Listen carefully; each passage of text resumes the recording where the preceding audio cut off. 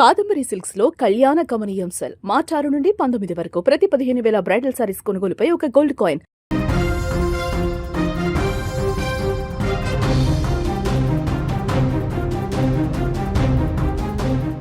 మనిద్దరికి పుట్టిన పాపతో కలిసి నేను కూడా చనిపోతా, నువ్వైనా కష్టాలు పడకుండా ప్రశాంతంగా ఉండాలి అంటూ ఆ భర్త కొన్ని రోజుల కిందట ఇచ్చిన వాట్సాప్ సందేశానికి చావైనా బతుకైనా నీతోనే, బతికితే కలిసి బతుకుదాం, చనిపోతే ముగ్గురం కలిసే చనిపోదాం అంటూ భార్య సమాధానమిచ్చింది. చివరికి అనుకున్నట్టే బిడ్డతో కలిసి ఆత్మహత్యాయత్నానికి ముగ్గురు పాల్పడ్డారు. ఈ హృదయ విదారక ఘటనలో భార్య బిడ్డ మృతి చెందగా భర్త చికిత్స పొందుతూ ఇవాళ తుది శ్వాస విడిచిన విషాదకర ఘటన పల్నాడు జిల్లాలో చోటు చేసుకుంది. నాదెండ్ల మండలం సాతులూరుకి చెందిన కుంభా గోపి శ్రీ సత్యసాయి జిల్లా ధర్మవరానికి చెందిన శంకర కుమారి తల్లిదండ్రులను ఒప్పించి ప్రేమ వివాహం చేసుకున్నారు. భోపాల్ ఎయిమ్స్లో అనస్థీషియన్ డాక్టర్గా పనిచేస్తున్న గోపి అదే హాస్పిటల్లో నర్సుగా పనిచేస్తున్న శంకర కుమారితో ప్రేమలో పడ్డారు. వీరిద్దరు పెళ్లి చేసుకున్నారు, పెద్దలను కూడా ఒప్పించారు. అయితే వీరిద్దరికి ఒక కుమార్తె మౌనిక అనేటువంటి కుమార్తె కూడా పుట్టింది. అయితే కుమార్తెకు మానసికంగా శారీరకంగా ఎదుగుదల లేకపోవడంతో దంపతులిద్దరూ ఆవేదన చెందేవారు.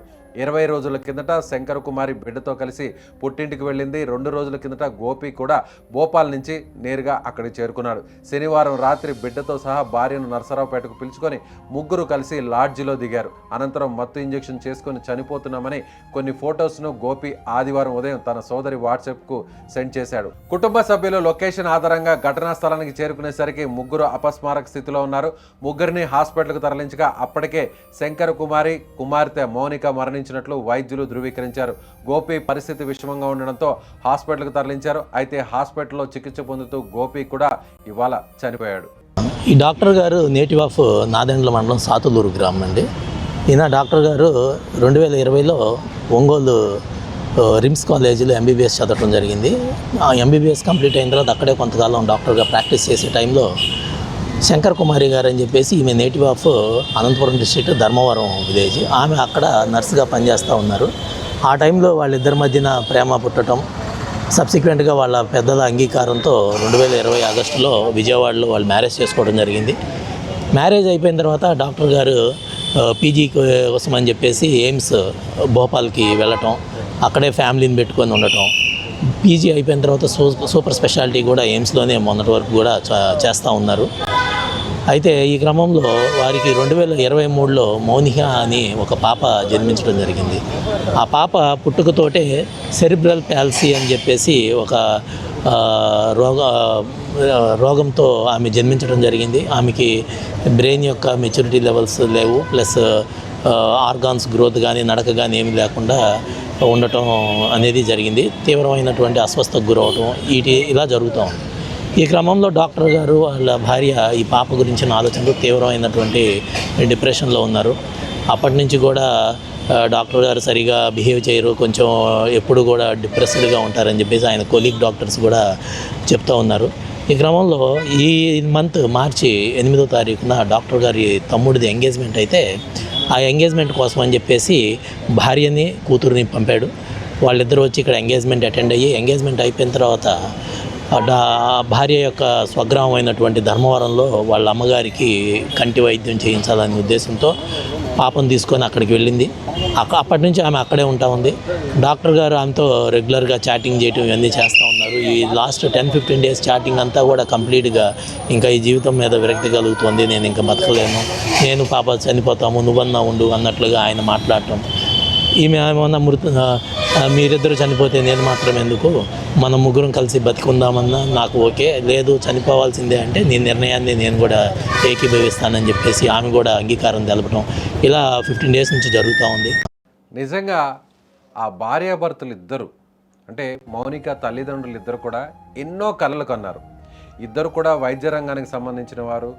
గోపి అనస్థీషియన్ డాక్టర్గా ఉన్నారు. ఆయన చదువుకునేటువంటి క్రమంలోనే అక్కడ నర్సుగా ఉన్నటువంటి శంకర కుమారి కూడా పరిచయం అయింది. ఇద్దరి మధ్య ఉన్నటువంటి ప్రేమ కాస్త ఒక వివాహంగా మారింది. పెద్దల్ని ఎదిరించి పెళ్లి చేసుకోవాలన్నప్పుడు కూడా చివరాఖరికి ఇద్దరు కూడా సయోధ్యతో 2 ఫ్యామిలీస్ని ఒప్పించారు. సో పెద్దలు కూడా ఒప్పుకున్నారు. అంతా సాఫీగానే ఉంది. అటు డాక్టర్గా గోపి ఉన్నత చదువుల కోసం పీజీ కోసం భోపాల్ వెళ్ళారు. ఆ తర్వాత సూపర్ స్పెషాలిటీ కోర్సెస్ కూడా అక్కడే కంటిన్యూ చేస్తూ వచ్చారు. అయితే ఆ తర్వాత అప్పటివరకు సాఫీగా ఉంది. సో పండంటి బిడ్డ కూడా పుట్టింది, ఆడబిడ్డ పుట్టింది అంటూ ఎంతో సంతోషంగా ఉన్నారు. సో సరిగ్గా 3 సంవత్సరాల కిందట ఒక పాప పుట్టింది. సో వీరిద్దరి జీవితం ఎంతో సంతోషకరంగా ఆనందకరంగా ఉందని బంధువులు, కుటుంబ సభ్యులు అందరూ కూడా ఎంతో హ్యాపీ ఫీల్ అయ్యారు. కానీ ఆ పాపకి ఒక రుగ్మత ఉంది, మానసికంగా ఒక వ్యాధి ఉంది. ఆ పాప సరైనటువంటి మెంటల్గా మెచ్యూరిటీ లేకపోవడం, ఆర్గాన్స్ కూడా గ్రో కాకపోవడం, సో ఇలా అనేక రకాల అనారోగ్య సమస్యలతో ఆ పాప నరకం అనుభవిస్తూ ఉంది. అయితే తల్లిదండ్రులుగా ఇద్దరు ప్రేమించి పెళ్లి చేసుకున్నటువంటి ఆ భార్యాభర్తలు ఇద్దరికి పండంట బిడ్డ పుట్టింది అనేటువంటి సంతోషం ఎక్కువ రోజులు కూడా లేదు. అనేక హాస్పిటల్లో చూపించారు. ఇద్దరు కూడా మెడికల్ డిపార్ట్మెంట్కి సంబంధించిన వారే. అనేక డాక్టర్ల దగ్గర తిప్పారు. ఆ పాపని ఎలా అయినా సరే నయం చేసుకోవాలి, పాపకున్నటువంటి ప్రాబ్లమ్ని సరి చేసుకోవాలి. సో ఇదే ఫీల్డ్లో ఉన్నాం కాబట్టి ఎంత ఖర్చు అయినా సరే, ఎంత డబ్బైనా సరే పెట్టి బాగు చేయించుకోవాలి. అందరిలాగే ఆ పాప అందరి ముందు అలా కలిగి తిరుగుతూ లక్ష్మిలాగా తన ఇంట్లో తిరగాలని ఇద్దరు కూడా కలలు కన్నారు. కానీ నిజంగా విధి ఒక్కసారిగా వీరిని వక్రీకరించింది, ఒక్కసారిగా వీళ్ళని ఒక శాపానికి గురి చేసింది అనే చెప్పాలి. సో ఆ పాప ఎట్టి పరిస్థితులు వైద్యం సరికాదు, వైద్యం చేయలేని పరిస్థితి, ఈ అనారోగ్యం నుంచి పాపను తిరిగి మామూలు ఆరోగ్యవంతురాలుగా తీసుకొచ్చేటువంటి పరిస్థితి లేదు అని వైద్యులు తేల్చి చెప్పడంతో ఇంకేం చేయాలో అర్థం కాని పరిస్థితి. పాప మీద పంచ ప్రాణాలు పెట్టుకున్నారు, పాపే భవిష్యత్తు అనుకున్నారు, ఎన్నో కలలు కన్నారు. ఒక మంచి జీవితాన్ని పొందాలి, మంచి జీవితాన్ని లీడ్ చేయాలి.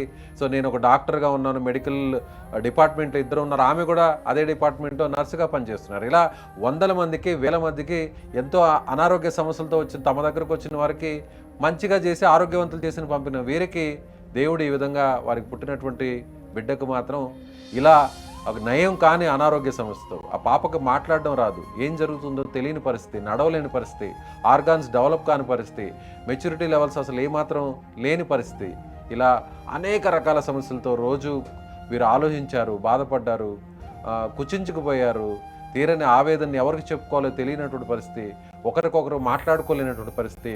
దీంతో వైద్యుడిగా ఉన్నటువంటి గోపి ఇక నేను చూడలేకపోతున్నాను, ఈ కష్టాలని నేను చూడలేను, మౌనిక, చిన్నారి మౌనిక, మన 3 సంవత్సరాల పాప పడుతున్నటువంటి ఈ వేదన నేను తట్టుకోలేకపోతున్నాను, ఇక నా వల్ల కాదు, పాప నేను ఇద్దరం కూడా సూసైడ్ చేసుకొని చనిపోతాం, ఆత్మహత్య చేసుకొని చనిపోతాం, నువ్వన్నా ప్రశాంతంగా ఉండు, మేమిద్దరం ఈ లోకం నుంచి వెళ్ళిపోతాం, నువ్వన్నా ఆనందంగా ఉండు, ఈ బాధను నువ్వు తట్టుకోలేవు అంటూ భర్త భార్యకి చెప్పడం జరిగింది. సో నేరుగా చెప్పలేక ఈ విషయాన్ని, పాప నేను ఇద్దరం ఆత్మహత్య చేసుకొని చనిపోతాం, నువ్వు సంతోషంగా ఉండు అనే విషయాన్ని నేరుగా చెప్పలేక ఫోన్ ద్వారా, వాట్సాప్ ద్వారా మెసేజ్ చేశాడు. దీంతో భార్య, ఆ బిడ్డ తల్లి కూడా, శంకరకుమారి కూడా నిజంగా నేను ఇక నువ్వు మీ ఇద్దరు లేని జీవితం నాకెందుకు, మీ ఇద్దరితో కష్టమైనా నష్టమైనా ఎన్ని అవస్థలు ఉన్నా ఎన్ని బాధలు పడ్డైనా పాపని సంతోషంగా చూసుకోగలను, పాపకు అవసరమైన సేవలన్నీ కూడా చేయగలను, అందరిలాంటి పాపకి కాకపోయినప్పటికి కూడా నాకేమీ పాప ఇబ్బంది కాదు, ఎలాంటి వైకల్యం ఉన్నా, ఎలాంటి జబ్బు ఉన్నా, ఎలాంటి అనారోగ్యం ఉన్నా కూడా నేను కళ్ళలో పెట్టుకొని చూసుకోగలను. కానీ నువ్వు ఇలా డిప్రెషన్లోకి వెళ్ళడం కరెక్ట్ కాదు, ఇలా చనిపోవాలని నిర్ణయం తీసుకోవడం కరెక్ట్ కాదు. సరే ఓకే, కలిసి బతకలేనటువంటి సిచ్యువేషన్ వస్తే చనిపోవాలి అనుకుంటే మీ ఇద్దరేంటి చనిపోయేది, ఇలా చనిపోతే ముగ్గురు చనిపోదాం, బతికితే ముగ్గురం బతకదాం, కష్టమైన నష్టమైనా, చనిపోవాలనుకుంటే ముగ్గురు చనిపోదామని ఆ తల్లి, ఆ భార్య మెసేజ్ చేయడంతో నేరుగా అనుకున్న ప్రకారం ముందుగా ఒక లాడ్జ్కి వెళ్ళారు. లాడ్జ్కి వెళ్ళిన తర్వాత అక్కడ తన అనస్థీషియా డాక్టర్ కావడంతో, అనస్థీషియన్ కావడంతో ముందుగా తెచ్చుకున్నటువంటి మత్తు ఇంజెక్షన్స్ తెచ్చుకొని ముందు పాపకి ఇవ్వడం జరిగింది, ఆ తర్వాత భార్యకి ఇవ్వడం జరిగింది, ఆ తర్వాత తాను ఇంజెక్షన్ వేసుకోవడం జరిగింది. నిజంగా ఆ తల్లిదండ్రులు ఎంత వేదనకి గురై ఉంటారు. వేరే ఏ రీజన్ లేదు, కేవలం దేవుడు ఈ విధంగా శాపం విధించడం, విధి ఈ విధంగా తమ జీవితాలతో ఆడుకోవడం, ముక్కు పచ్చలారని ఆ చిన్నారికి, అభంశుభం తెలియని చిన్నారికి ఇలాంటి భయంకరమైన వ్యాధి ఇవ్వడం, ఇలాంటి పాపను మేము వద్దనుకోలేం, పాపని కాదనుకోలేం, పాపతోనే కలిసి జీవించాలి, పాపే మా భవిష్యత్తు అనుకున్నాం. అలాంటి పరిస్థితుల్లో ఇంత దారుణమైనటువంటి పరిస్థితులు రావడం నిజంగా మా జీవితాన్ని ఒక్కసారిగా తలకిందులు చేసిందని ఆ తల్లిదండ్రులు భావించారు. కఠినమైన నిర్ణయమైనా సరే, వాళ్ళిద్దరూ కూడా మెడికల్ డిపార్ట్మెంట్కి సంబంధించిన వారైనా సరే వైద్యం ద్వారా ఏదైనా చేయొచ్చు అంటారు, కానీ అయినా కూడా నమ్మకాలు పోయాయి. సో అదే వైద్య రంగానికి సంబంధించినటువంటి ఇద్దరు కూడా ఆ పాపకి వైద్యం అందించినా కూడా మామూలు మనిషి కాలేదు అన్న నిర్ధారణకు వచ్చిన తర్వాత ఇంత దారుణాన్ని కొడికట్టారు. ముగ్గురు కలిసి ఆత్మహత్యాయత్నానికి పాల్పడ్డారు. సో అక్కడ స్పాట్లోనే ఆ చిన్నారి చనిపోవడం జరిగింది. 3 సంవత్సరాల పాప, వాళ్ళ తల్లి కూడా చనిపోవడం జరిగింది.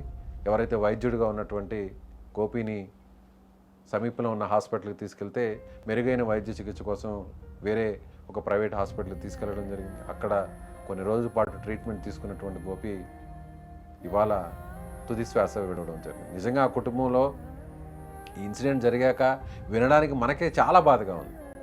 అల్లారు ముద్దుగా పెంచుకున్నటువంటి పాప ఇలా మానసిక రోగిగా మారడం, ఇక జీవితంలో ఈ రోగం తగ్గకపోవడం అనేటువంటి నిర్ధారణకు వచ్చిన తర్వాత ముగ్గురం ఎలాగో కలిసి బతకలేము.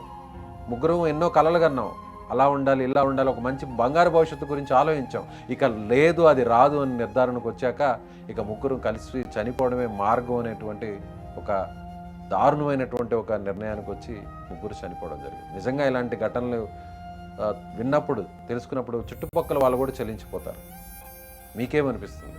నిజంగా ఈ కుటుంబం, ఒకే కుటుంబంలో ముగ్గురు చనిపోవడం, అప్పటి వరకు ఎంతో సంతోషంగా ఉన్న ఆ జీవితం ఒక్కసారిగా తలకిందులుగా మారడంతో ఇప్పుడు వికట జీవులుగా మారారు. మీ అభిప్రాయాన్ని కామెంట్ చేయండి.